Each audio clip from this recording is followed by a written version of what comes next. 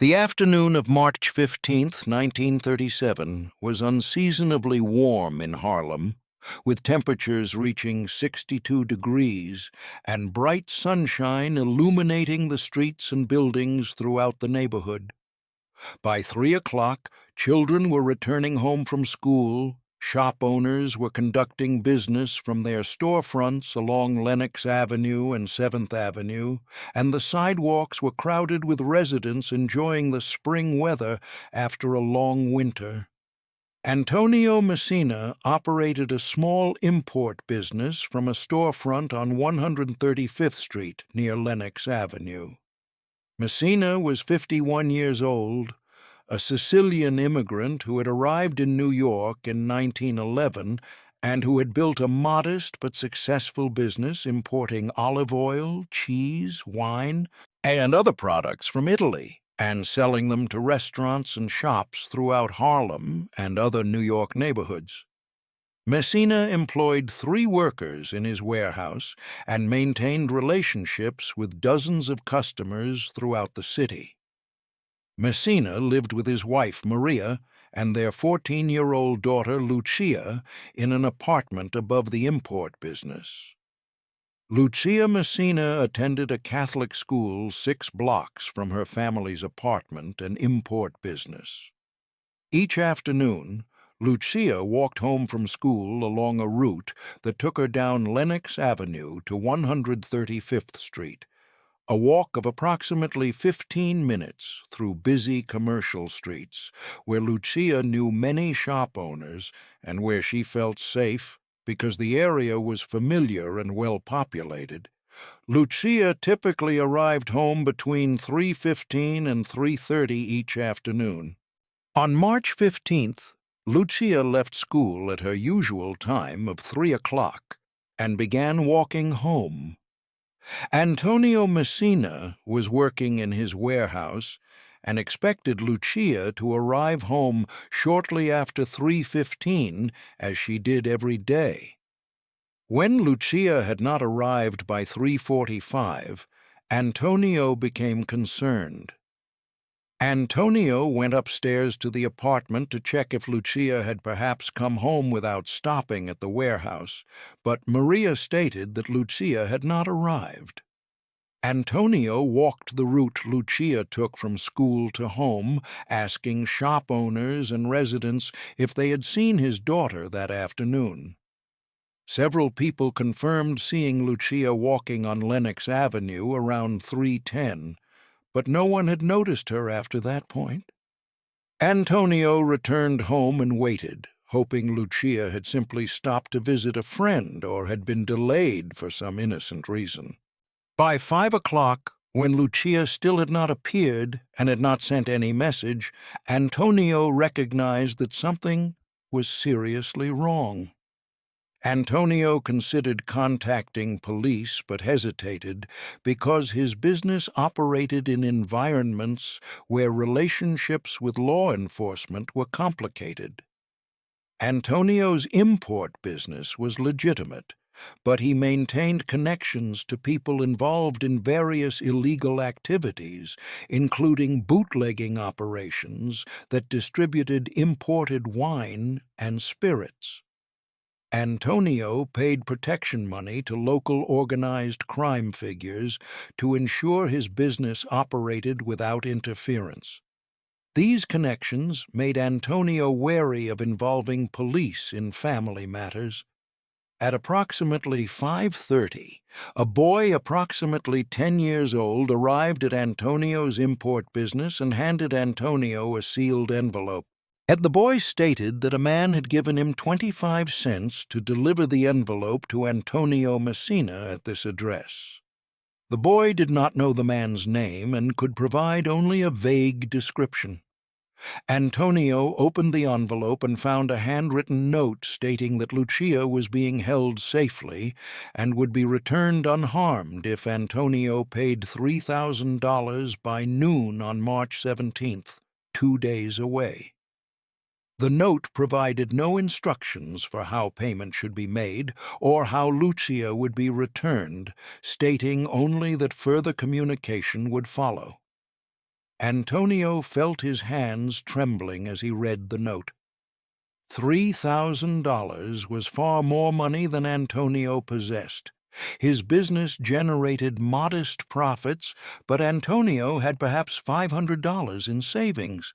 Raising $3,000 within 2 days would be impossible through legitimate means.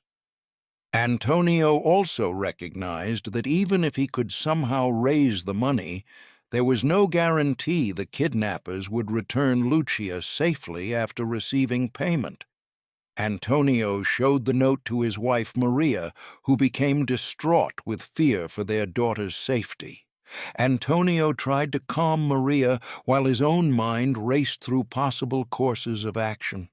Contacting police now seemed even more problematic because the kidnappers had made their demands and might harm Lucia if they learned that police were involved. Antonio needed help from people who could address this situation through channels outside formal law enforcement. Antonio knew that his protection payments went to an organization controlled by Bumpy Johnson. Antonio had met Johnson once, several years earlier, when Johnson had visited various businesses in the area to introduce himself and explain the protection arrangement. Antonio had been paying approximately $20 monthly since that time and had never had any problems with theft, vandalism, or other interference with his business.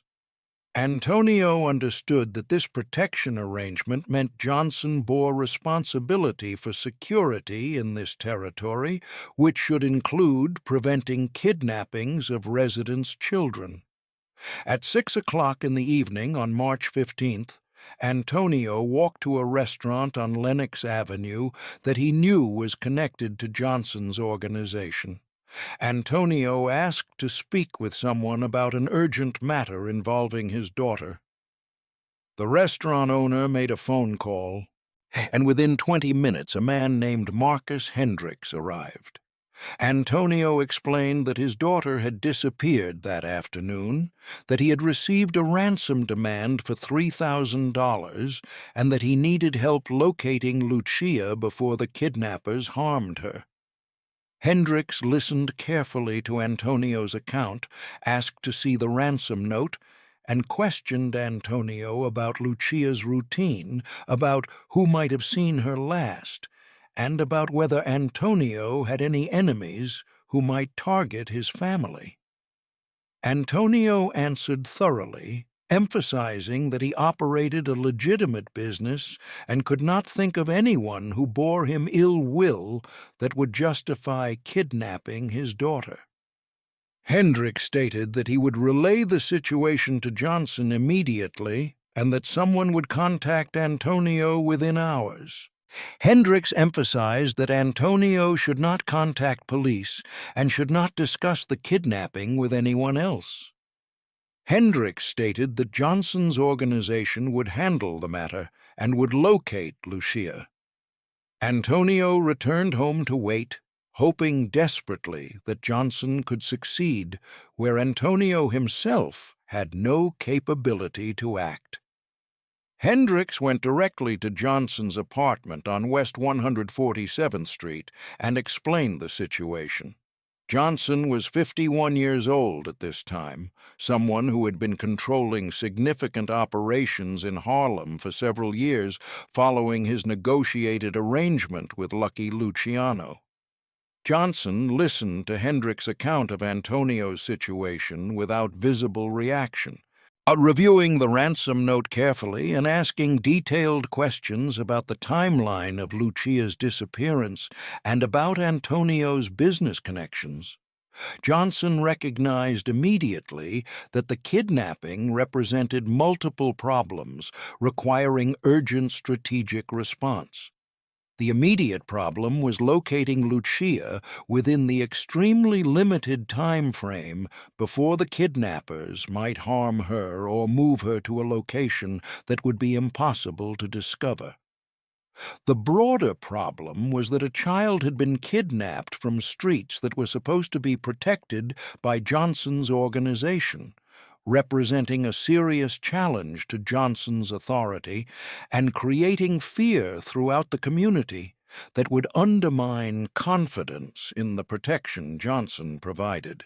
Johnson understood that responding effectively required mobilizing his entire information network throughout Harlem to gather intelligence about who had taken Lucia, where she might be held, and what could be done to secure her safe release. Johnson calculated that he had approximately 19 hours before the kidnappers' noon deadline on March 17th might result in changed circumstances that would make rescue more difficult or impossible. This time frame demanded immediate systematic action using every resource Johnson could mobilize. Johnson spent the first hour developing a comprehensive search strategy. Johnson enlisted 8 trusted associates, including Hendricks, Thomas Chen, Samuel Foster, Raymond Carter, William Morrison, Eleanor Washington, David Richardson, and Patricia Henderson. Johnson assigned each person specific responsibilities that would operate simultaneously to maximize information gathering and analysis in the shortest possible time. Hendricks would coordinate with Antonio Messina to map Lucia's exact route from school to home, identify every business and residence along that route, and question every possible witness who might have seen Lucia or noticed anything unusual that afternoon. Thomas Chen would contact sources in Italian Mafia circles to determine if the kidnapping had been authorized by any organized crime faction or whether it appeared to be the work of independent criminals. Samuel Foster would investigate recent arrivals in Harlem who might be involved in kidnapping operations, focusing on people with no established connections to local organizations. Raymond Carter would monitor communications from the kidnappers and would prepare contingency plans for various scenarios, including ransom payment, rescue operations, or negotiation. William Morrison would organize physical search teams to examine abandoned buildings, warehouses, and other locations where kidnappers might hold a captive. Eleanor Washington would maintain communication with all teams and would compile intelligence as it was gathered. David Richardson and Patricia Henderson would question contacts in Harlem's legitimate business community and criminal underworld about any knowledge of the kidnapping or about suspicious activities observed that day. These assignments began operating at approximately 7:30 on the evening of March 15th. Hendricks returned to Antonio's import business and worked with Antonio to reconstruct Lucia's movements in precise detail. Antonio accompanied Hendricks along the route Lucia walked daily from school. The two men stopped at every business and knocked on doors of residences, asking if anyone had seen Lucia that afternoon or had noticed anything unusual. The systematic questioning produced several important leads. A shopkeeper at a store on Lenox Avenue near 136th Street remembered seeing Lucia walking south on Lenox around 3:10, which matched the timeline Antonio had established. A woman who lived in an apartment overlooking Lenox Avenue reported seeing a young girl matching Lucia's description getting into a dark-colored sedan near the intersection of Lenox and 135th Street around 3:15. The woman had not thought this was unusual at the time because she assumed the girl knew the people in the car, but upon reflection, the woman recalled that the car had been idling at that corner for several minutes before the girl appeared, suggesting the occupants had been waiting for someone. This information transformed the investigation because it indicated the kidnapping had been planned rather than opportunistic. The kidnappers had known Lucia's route and timing well enough to position themselves at a specific location where they could intercept her. This suggested either surveillance of Lucia's movements over multiple days or inside knowledge of her routine obtained from someone who knew the family. Hendricks immediately relayed this information to Johnson, who adjusted the investigation strategy to focus on identifying who might have surveilled the Messina family and who might have had access to information about Lucia's schedule. Chen's investigation into Italian Mafia involvement produced important negative results. Chen's sources confirmed that no authorized organized crime operation had targeted the Messina family. The kidnapping appeared to be the work of individuals acting independently without approval from established criminal authorities. This meant Johnson could pursue the kidnappers aggressively without creating conflict with Italian mafia organizations, but it also meant the kidnappers might be unpredictable and dangerous because they were not constrained by organizational discipline. Foster's investigation into recent arrivals identified 3 men who had come to Harlem from Brooklyn within the previous week and who had been asking questions about various businesses in the neighborhood.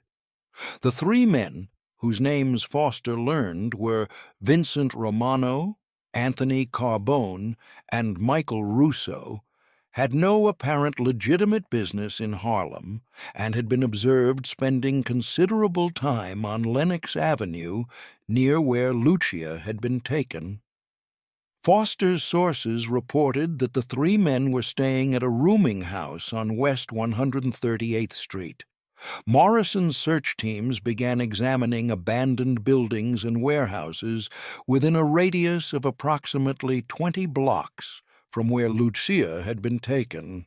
Morrison organized teams of 3 people each who systematically checked every structure that might serve as a holding location. By midnight on March 15th, Morrison's teams had examined more than 30 locations without finding any sign of Lucia, but the systematic approach was eliminating possibilities and narrowing the search area.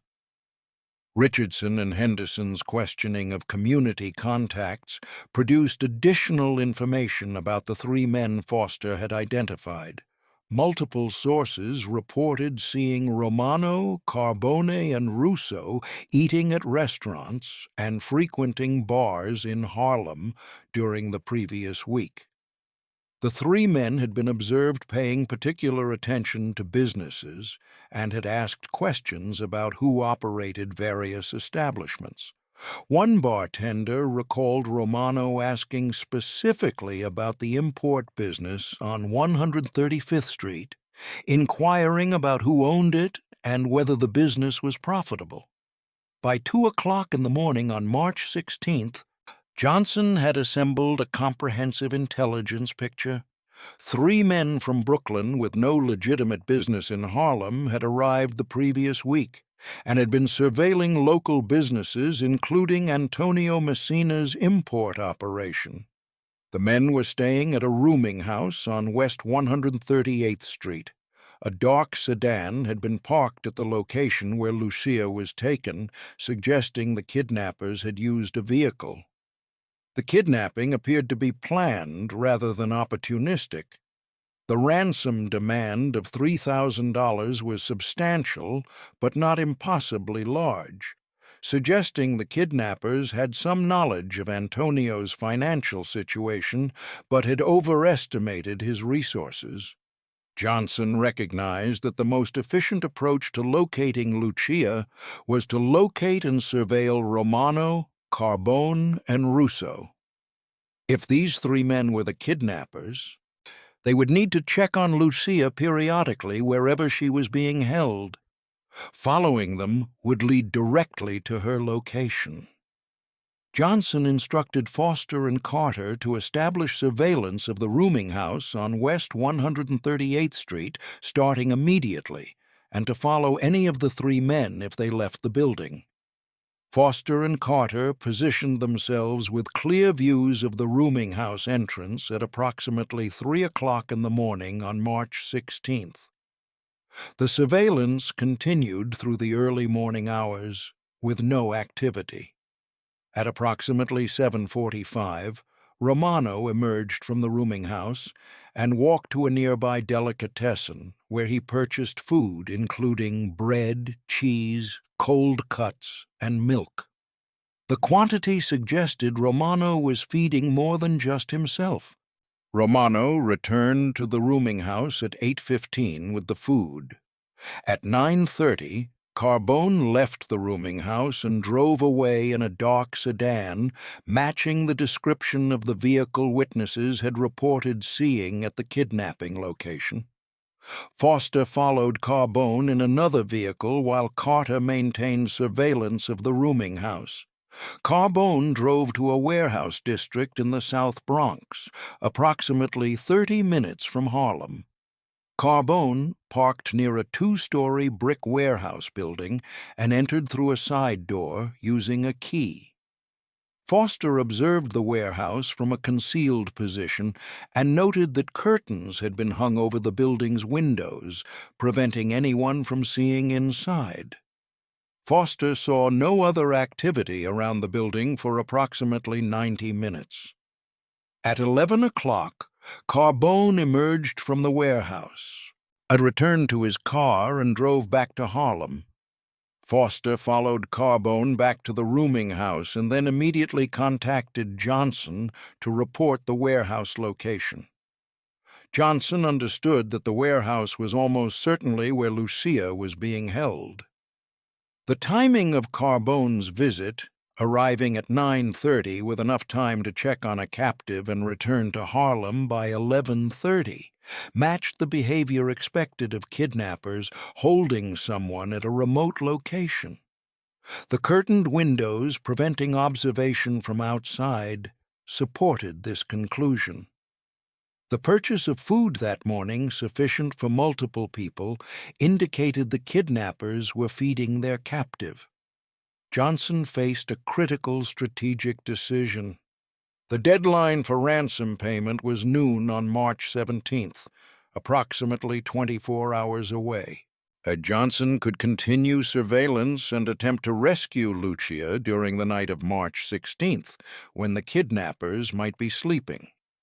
Or Johnson could act immediately during daylight hours of March 16th to minimize the time Lucia remained in captivity and to prevent the kidnappers from moving her if they became suspicious of surveillance. Johnson decided to act immediately. Johnson mobilized a rescue team consisting of 6 associates who were experienced and reliable. Johnson instructed the team to approach the warehouse carefully, confirm that Lucia was inside, secure her safe release without alerting the kidnappers to Johnson's involvement until after Lucia was safe, and detain the kidnappers for subsequent justice. The operation needed to be executed with precision because any mistake could endanger Lucia's life. The rescue team arrived at the warehouse at 1 o'clock in the afternoon on March the 16th, approximately 22 hours after Lucia had been kidnapped. 2 team members positioned themselves at the building's rear exit to prevent anyone from escaping. 4 team members approached the front entrance. The door was locked, but 1 team member had tools to defeat the lock quietly. The team entered the warehouse and immediately heard voices from the second floor. 2 kidnappers, Romano and Russo, were on the second floor of the warehouse. Carbone had remained at the rooming house in Harlem. Lucia was being held in a small room on the second floor, tied to a chair but otherwise unharmed. The rescue team moved quickly up the stairs. Romano and Russo were surprised and overwhelmed before they could react or reach weapons. Lucia was freed from her restraints within moments. The entire rescue operation took approximately 8 minutes from entry to securing the building. Lucia was frightened but physically unharmed. The rescue team provided her with water and reassurance, while Johnson was contacted to report success. Johnson immediately sent a message to Antonio Messina that Lucia had been found safe and would be returned home within hours. Johnson also instructed the rescue team to detain Romano and Russo at the warehouse, while Johnson decided how to handle the kidnappers. Johnson recognized that simply releasing them would invite future kidnappings, but involving police would create complications for Antonio's business operations and might expose Johnson's organization to unwanted scrutiny. Johnson needed a resolution that would deter future kidnappings while avoiding legal complications. Johnson arranged for Frank Costello, the Italian Mafia boss with whom Johnson maintained working relationships, to be informed about Romano, Carbone, and Russo's unauthorized criminal activities. Johnson's message to Costello emphasized that 3 men from Brooklyn had conducted a kidnapping operation in Harlem without authorization, targeting the daughter of a legitimate businessman who paid protection money to Johnson's organization. Johnson noted that such unauthorized operations undermined the stability both organizations valued and created risks that neither Johnson nor Costello wanted. Costello's investigation confirmed that Romano, Carbone, and Russo were low-level criminals operating independently without backing from any established organization. Costello arranged for the 3 men to be disciplined within Italian Mafia structures, ensuring they would face severe consequences for their unauthorized actions and would not attempt similar operations in the future. This coordination between Johnson and Costello addressed the problem while avoiding public legal proceedings that would have created unwanted attention. Lucia was returned to her parents at approximately 4 o'clock in the afternoon on March 16th, less than 25 hours after she had been taken. Antonio and Maria were overwhelmed with relief and gratitude.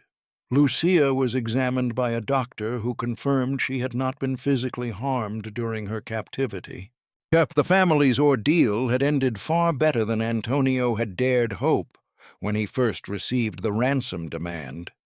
Johnson visited Antonio's import business the following day to ensure the family had recovered from their trauma and to explain that the kidnappers had been identified and would face appropriate consequences. Johnson emphasized that the kidnapping should never have occurred on streets Johnson's organization was responsible for protecting, and that Johnson had taken the matter extremely seriously. Johnson stated that Antonio should feel confident that no similar incidents would occur because Johnson had demonstrated the capability to locate and rescue kidnapping victims swiftly and had established that attempting such crimes in Harlem would result in severe consequences. Antonio expressed profound gratitude for Johnson's intervention and offered to pay Johnson for the rescue operation. Johnson declined payment, stating that protecting residents was Johnson's responsibility that required no special compensation beyond the regular protection fees Antonio already paid. This refusal of additional payment served important strategic purposes. It demonstrated that Johnson's protection was genuine rather than merely transactional. It created moral debt that enhanced Antonio's loyalty, and it established precedent that Johnson would act to protect families without requiring emergency payments. The story of Lucia's rescue spread throughout Harlem's Italian community within days. The narrative emphasized that a Sicilian businessman's daughter had been kidnapped, that Bumpy Johnson had mobilized extensive resources to locate her within hours, that she had been returned completely unharmed less than 1 day after being taken, and that the kidnappers had been identified and punished. This narrative created powerful effects on how Italian residents of Harlem viewed Johnson and his organization. The rescue demonstrated Johnson's organizational capability in concrete, verifiable terms. Johnson had gathered intelligence systematically, had identified suspects within hours, had located the captive through surveillance and investigation, had executed a successful rescue operation, and had ensured appropriate punishment for the perpetrators. This sequence showed competence that went far beyond maintaining order through violence or intimidation. Johnson had solved a complex problem through intelligence gathering, strategic thinking, and coordinated action. The fact that Johnson had rescued a Sicilian child, someone from an ethnic community different from Johnson's own, demonstrated that Johnson's protective authority extended across ethnic boundaries.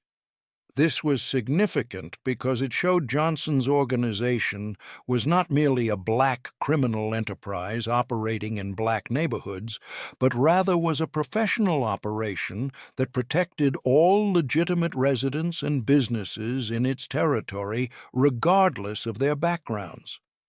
The speed of the rescue, less than 25 hours from kidnapping to safe return, established that Johnson's information networks were extraordinarily effective. The capability to locate a kidnapping victim being held at a warehouse in another borough within 1 day required extensive intelligence gathering capacity, reliable sources throughout multiple neighborhoods, and the ability to mobilize surveillance and rescue operations rapidly. The coordination with Frank Costello to punish the kidnappers demonstrated Johnson's sophistication in managing relationships with Italian Mafia authorities. Rather than simply retaliating against the kidnappers through violence, Johnson had communicated through established channels to ensure appropriate action was taken through Italian Mafia structures. This approach reinforced Johnson's working relationship with Costello while establishing that unauthorized criminal activities in Harlem would trigger coordinated responses from both black and Italian authorities. For the broader Harlem community, the successful rescue created confidence that Johnson's protection was real and effective. Parents felt reassured that their children were safer because Johnson would mobilize resources to address serious threats like kidnappings. Business owners felt increased confidence that the protection fees they paid purchased genuine security rather than merely preventing Johnson's own organization from causing problems. The incident also established deterrent effects against future kidnapping attempts. And would-be kidnappers recognized that operating in Harlem carried extreme risks because Johnson could identify and locate them rapidly and could ensure they faced severe consequences.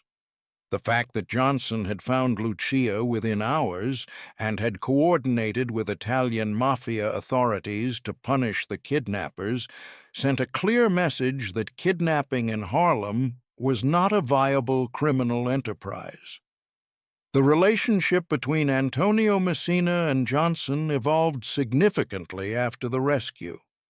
Antonio became one of Johnson's most reliable supporters within Harlem's Italian business community, speaking positively about Johnson's organization and encouraging cooperation with Johnson's protection arrangements. This advocacy from a respected legitimate businessman helped Johnson maintain support among Italian residents who might otherwise have been skeptical about cooperating with a black crime boss. The precedent established by the rescue influenced how Johnson's organization handled subsequent security matters. The demonstration that Johnson would mobilize extensive resources to protect families created expectations that Johnson's organization bore responsibility for the safety of residents in protected territory. This expectation created both obligations and opportunities for Johnson's organization to demonstrate capability and build loyalty. The incident illustrated fundamental principles about how authority operates in environments where formal legal protections are inadequate or inaccessible. Antonio Messina could not rely on police to rescue his daughter quickly enough to ensure her safety. The kidnappers had calculated that Antonio would have difficulty raising the ransom money, but would be desperate enough to try, creating leverage that made the kidnapping seem profitable. Johnson's intervention disrupted these calculations by providing alternative authority with both the capability to locate Lucia and the willingness to act immediately without regard for legal procedures that might have delayed rescue. The quiet resolution, daughter rescued unharmed within 1 day, kidnappers punished through established channels, family returned to normal life, no public scandal or legal proceedings, illustrated Johnson's preference for effective solutions over dramatic gestures. There was no public announcement about the rescue. Johnson did not advertise his role in finding Lucia. The story spread naturally through the community networks of people who knew the Messina family, who worked with Johnson, or who operated in circles where such information circulated. This quiet effectiveness characterized Johnson's most successful exercises of authority. The results spoke clearly. A kidnapped child had been returned safely and swiftly. Kidnappers had been punished. The community felt safer. Cross-ethnic relationships had been strengthened, and Johnson's reputation had been enhanced. These outcomes required no exaggeration or celebration to demonstrate their value. The legacy of the incident extended beyond the immediate rescue. For decades afterward, residents of Harlem remembered the story of how Bumpy Johnson had found a kidnapped Sicilian girl within 1 day and returned her unharmed to her family. Whether remembered precisely or embellished through retelling, the narrative captured essential truths about how Johnson operated. He gathered intelligence systematically, he acted decisively when necessary, he protected vulnerable people regardless of their backgrounds. He coordinated with potential rivals when mutual interests aligned, and he achieved outcomes through strategic capability rather than through mere force.